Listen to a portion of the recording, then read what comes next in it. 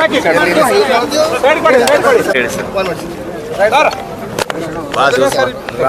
ವ್ಯಾಪ್ತಿ ಪ್ರವಾಸ ಈಗಾಗಲೇ ಪಕ್ಷದ ವತಿಯಿಂದ 4 ಜಿಲ್ಲೆಗಳು 19 ವಿಧಾನಸಭಾ ಕ್ಷೇತ್ರದಲ್ಲಿ ಈಗಾಗಲೇ ಪಕ್ಷವನ್ನ ಸಂಘಟನೆ ಮಾಡ್ತಕ್ಕಂಥದ್ದಕ್ಕೆ ಪಕ್ಷದ ಒಂದು ಮೆಂಬರ್ಶಿಪ್ ಡ್ರೈವ್ ಪ್ರಕ್ರಿಯೆಗಳು ಈಗಾಗಲೇ ಮಿಸ್ಡ್ ಕಾಲ್ ಕ್ಯಾಂಪೇನ್ ಮೂಲಕವಾಗಿ ನಡೀತಾ ಇದೆ.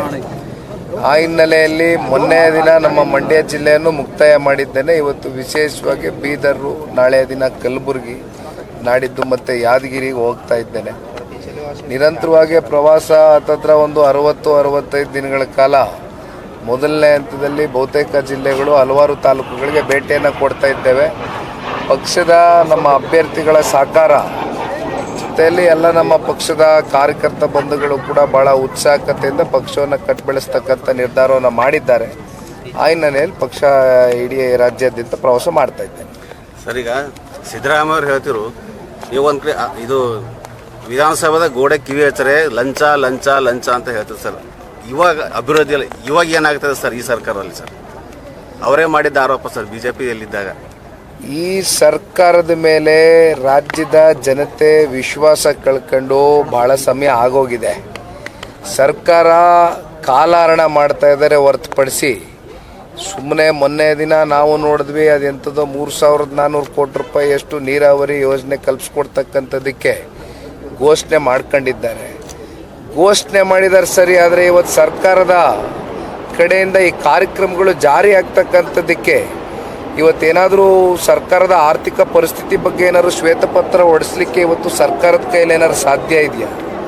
ಏಕೆಂದರೆ ಇವತ್ತು ಏನೇ ಆದ್ರೂ ಸರ್ಕಾರದ ಆರ್ಥಿಕ ಪರಿಸ್ಥಿತಿಗಳೇನಿದೆ, ಸ್ಥಿತಿಗತಿಗಳೇನಿದೆ, ಇದು ರಾಜ್ಯದ ಜನತೆ ಮುಂದೆ ಕೂಡ ಇಡಬೇಕಾಗ್ತದೆ ತೆರೆದ ಪುಸ್ತಕದ ರೀತಿ. ಇದು ನೀವು ಒಳಗಡೆ ಏನೇನಿದೆಯೋ, ನೀವು ಯಾವ್ಯಾವ ರೀತಿ ಸರ್ಕಾರ ನಡೆಸ್ತಾ ಇದ್ದೀರೋ, ನಿಮ್ಮ ಅಡ್ಮಿನಿಸ್ಟ್ರೇಷನ್ ಲ್ಯಾಪ್ಸಸ್ ಇವತ್ತು ಎಲ್ಲಿಗೆ ಬಂದು ನಿಂತಿದೆ ಅಂತಕ್ಕಂಥದ್ದು ಪ್ರತಿನಿತ್ಯ ಜನ ಕಾಣ್ತಾ ಇದ್ದಾರೆ. ನಿಮ್ಮ ಪಕ್ಷದ ಸ್ವಂತ ಶಾಸಕ ಮಿತ್ರರು ಯಾವ್ಯಾವ ರೀತಿಯಾದಂಥ ಅಸಹಾಯಕತೆಯಿಂದ ಹೇಳಿಕೆಗಳನ್ನ ಕೊಡ್ತಾ ಇದ್ದಾರೆ ಅಂತಕ್ಕಂಥದ್ದು ನೋಡ್ತಾ ಇದ್ದೇವೆ. 10 ಕೋಟಿ 20 ಕೋಟಿನೂ ಇವತ್ತು ಕಳೆದ 2-2.5 ವರ್ಷದಲ್ಲಿ ಹಣಕಾಸನ್ನು ಬಿಡುಗಡೆ ಮಾಡ್ತಕ್ಕಂಥದ್ದಕ್ಕೆ ಆಯಾ ಕ್ಷೇತ್ರ ಅವರು ಅಭಿವೃದ್ಧಿಗೆ ಇಲ್ಲಿವರೆಗೂ ₹1 ಕೊಡಲಿಕ್ಕೆ ಸರ್ಕಾರದ ಕಡೆಯಿಂದ ಆಗಿಲ್ಲ. ಇನ್ನು ಮತ್ತೊಂದು ಕಡೆ 5 ಗ್ಯಾರಂಟಿಗಳು ಅಂತಾರೆ. ಪ್ರತಿ ತಿಂಗಳು ಅದೆಂಥದೋ ಗೃಹ ಜ್ಯೋತಿ, ಗೃಹಲಕ್ಷ್ಮಿ, ಯುವ ನಿಧಿ ಬಾಯಿಗೆ ಬಂದಂಗೆ ಹೇಳ್ತಾರೆ. ಇಲ್ಲಿವರೆಗೂ ತಿಂಗಳ ಜನಕ್ಕೇನಾದರೂ ಅದು ಸಮರ್ಪಕವಾಗಿ ಹೋಗಿ ತಲುಪಿದೆಯಾ ಅಂತಕ್ಕಂಥದ್ದು ಇವತ್ತು ಜನಸಾಮಾನ್ಯರು ಪ್ರಶ್ನೆ ಮಾಡ್ತಾ ಇದ್ದಾರೆ.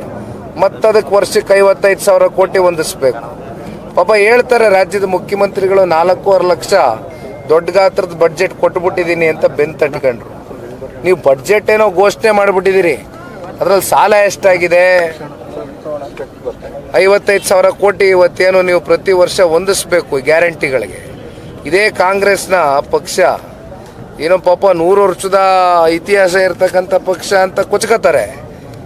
3 ರಾಜ್ಯದಲ್ಲಿ ಆಡಳಿತ ಮಾಡ್ತಾ ಇದ್ದಾರೆ. ಹಿಮಾಚಲ್ ಪ್ರದೇಶ ಪ್ಲಸ್ ತೆಲಂಗಾಣ ಆನೆ ವರ್ಜ್ ಆಫ್ ಹಿಮಾಚಲ್ ಪ್ರದೇಶ ಅಂತೂ ನಿಮ್ಗೆ ದಿವಾಳಿ ಎದ್ದೋಗಿದೆ. ಮತ್ತು ಇಲ್ಲಿ ನಿಮಗೆ ತೆಲಂಗಾಣ ಆನೆ ವರ್ಜ್ ಆಫ್ ದಿವಾಳಿ ಎದ್ದೋಗ್ತಕ್ಕಂಥದ್ದು ಭಾಳ ಏನು ದೂರ ಇಲ್ಲ. ತಾವೇನೋ ಕೇಳ್ತಾ ಇದ್ರಿ, ಹೇಳೋಣ.